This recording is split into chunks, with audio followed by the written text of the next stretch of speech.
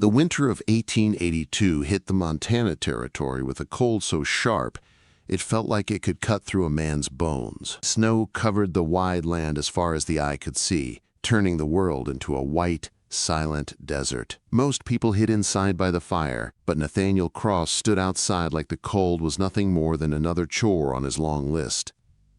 At 35, Nathaniel Cross was the richest rancher in 3 counties. People said he had built the Triple Crown Ranch from nothing but broken dreams and stubborn grit. He stood tall, with broad shoulders and storm-gray eyes that warned people not to come too close.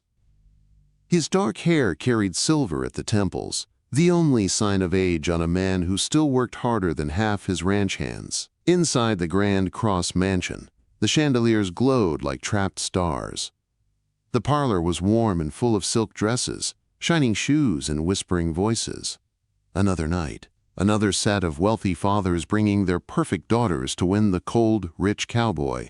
But Nathaniel Cross wasn't looking for a wife. He wasn't looking for anything. Mr. Harold Peaton, a railroad baron from Denver, cleared his throat loudly. "Mr. Cross," he announced, pulling his daughter forward, "may I present Victoria?" Victoria Peaton stepped forward like she was stepping onto a stage. Golden hair, bright smile, a silk gown worth more than most ranch hands made in a year. She curtsied. "It is an honor to meet you, Mr. Cross. Father says your ranch is the finest in all of Montana." Nathaniel didn't even look up from his ledger. "Miss Peaton," he said, pen moving without pause, "I'm sure your father has told you many things." The silence that followed stretched tight. Victoria's smile wavered. Her father pushed on with strained pride. "She speaks 3 languages, plays piano beautifully. She is educated and refined. She would make an excellent wife for a man like you." Nathaniel lifted his eyes at last, cold and sharp. "And what makes you think I'm in the market for a wife, Mr. Peaton?"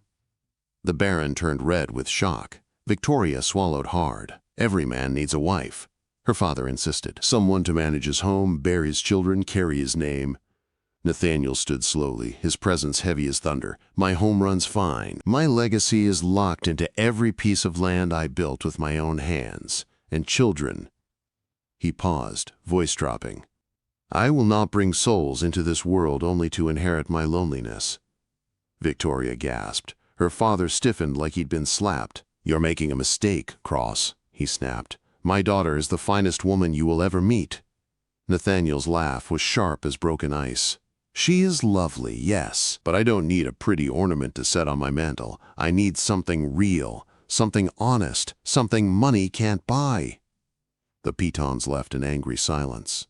But they were not the first, and they would not be the last.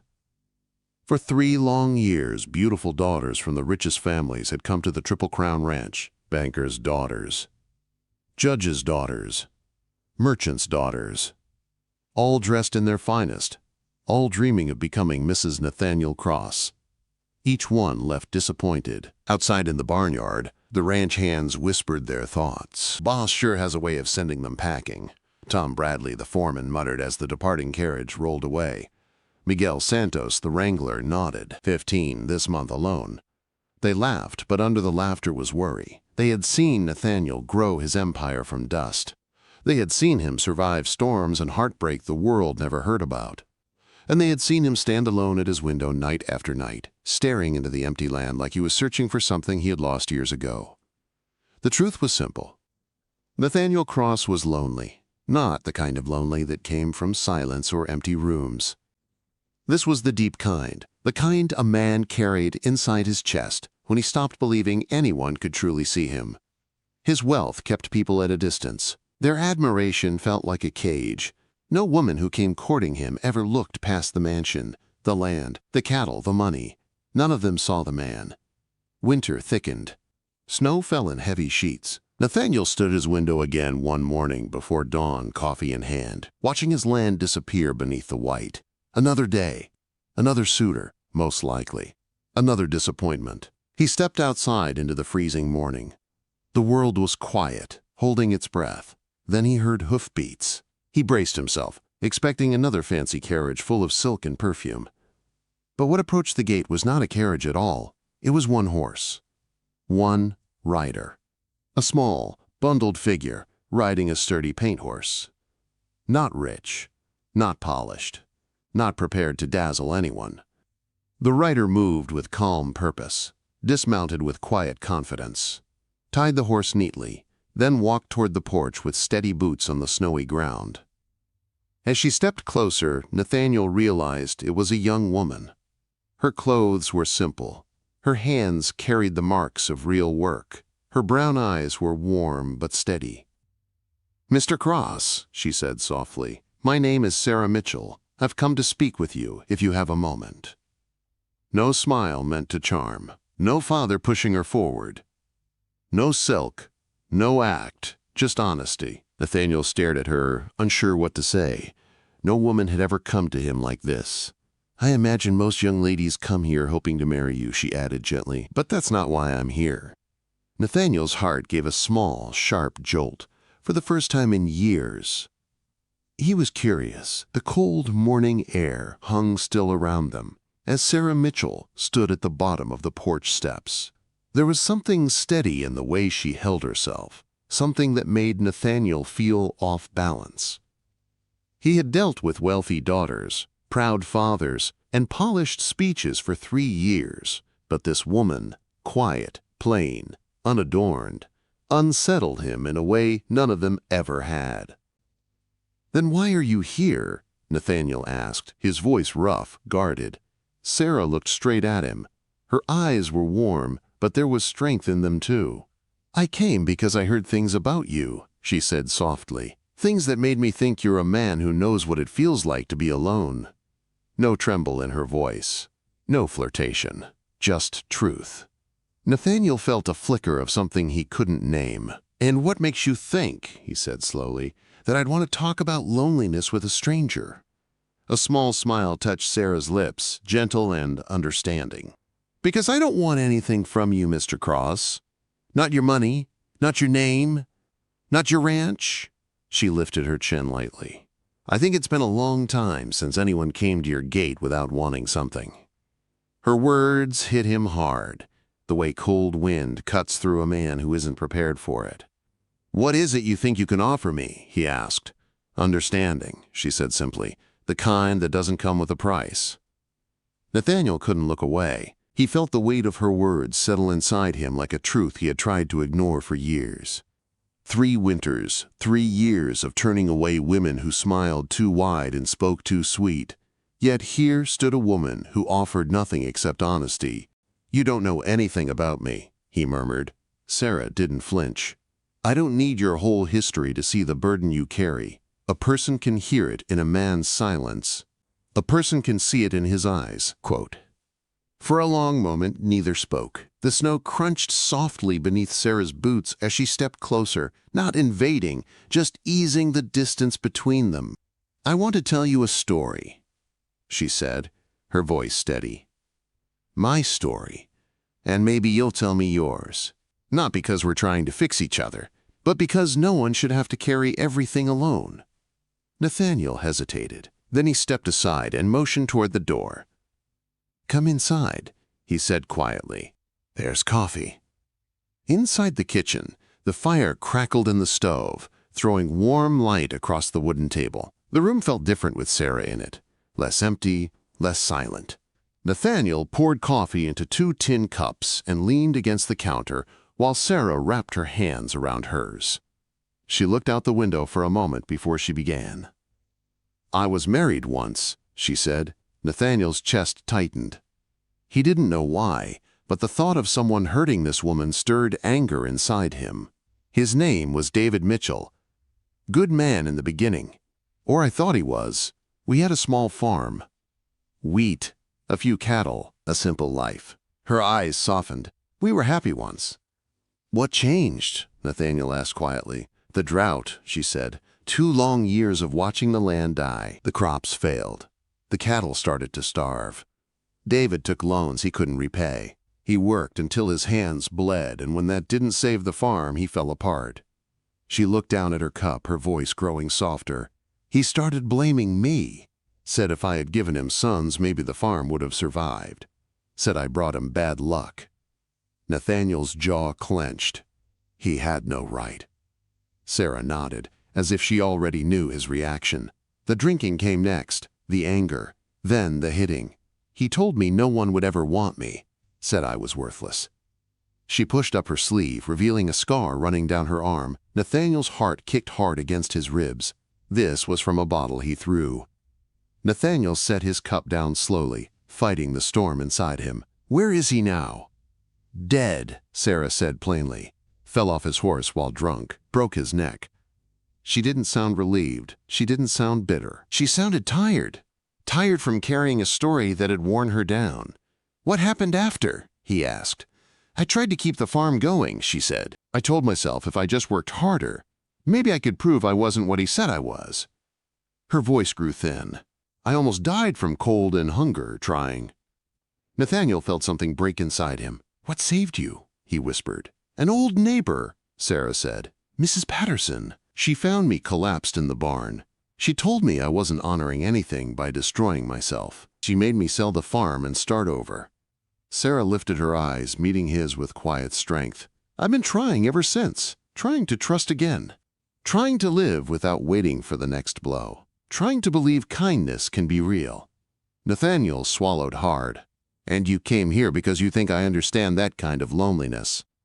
I came, Sarah said gently, because I heard about a man who has everything but still stands at his window every night like he's waiting for something he can't name. Nathaniel looked away. Shame, pain, truth, all of it mixed together. She stepped closer, her voice softer now. What happened to you, Nathaniel? What made you choose this cold life over the risk of being hurt again? Nathaniel exhaled slowly. The memories scraped at him like old wounds reopening. Her name was Catherine, he said. Catherine Farweather. I loved her more than anything. Every fence post, every acre I cleared, every dollar I earned was for her. Sarah waited, patient, steady. One night, Nathaniel continued, I saw her with another man. A man with money, family, connections. A man who could give her an easy life without waiting for me to build it. His voice cracked. She told me I was a good man, but good wasn't enough. She said what we had was just foolishness between young people. Silence filled the room, thick as winter fog. I decided never to be foolish again, Nathaniel finished. Sarah shook her head softly. No, you decided never to be vulnerable again.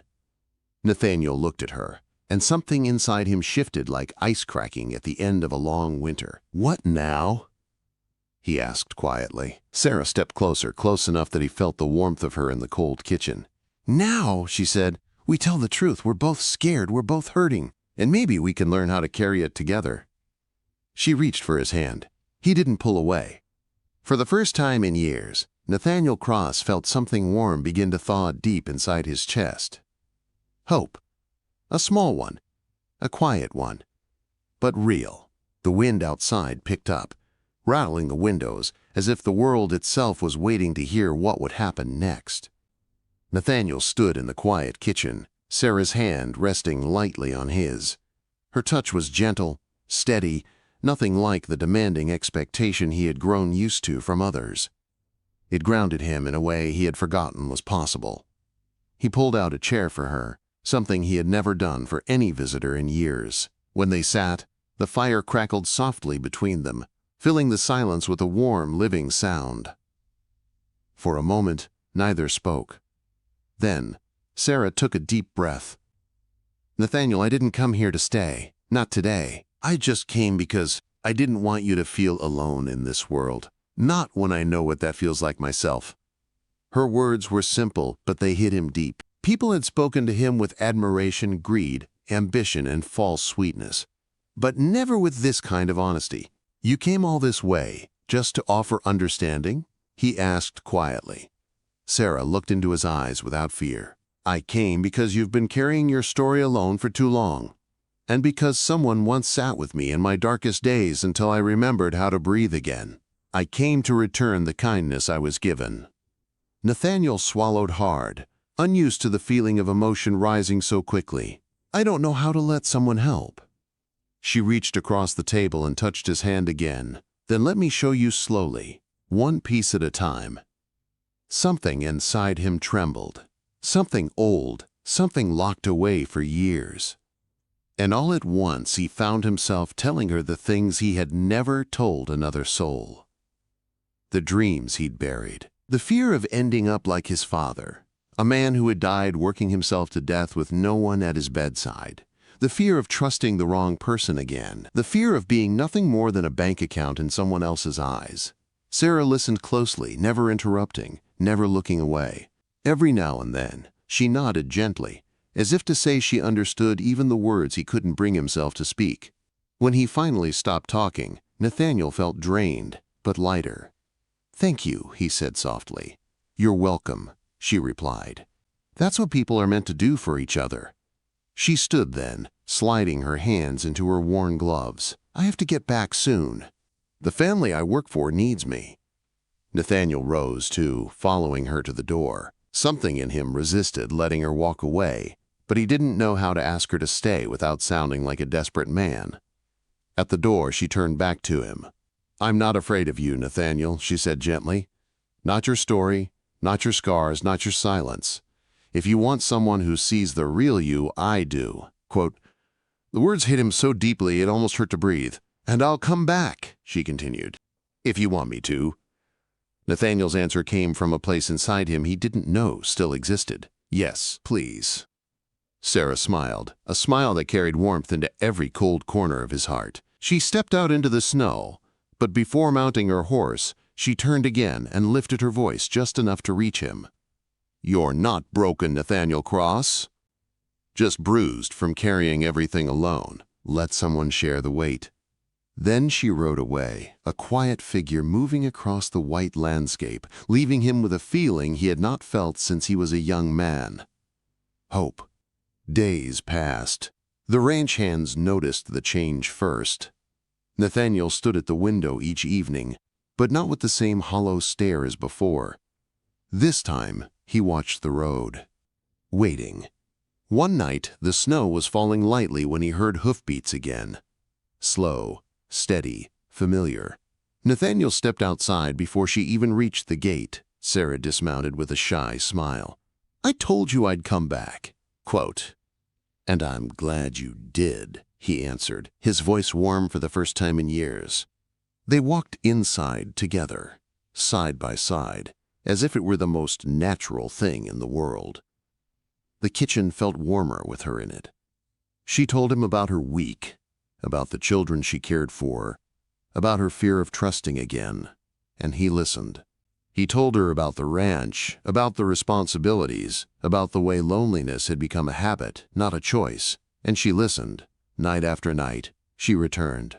Slowly, their scars began to feel less sharp. One evening, as a storm raged outside, Nathaniel found Sarah standing by the fire, warming her hands. He walked up beside her, hesitated, then wrapped an arm gently around her shoulders.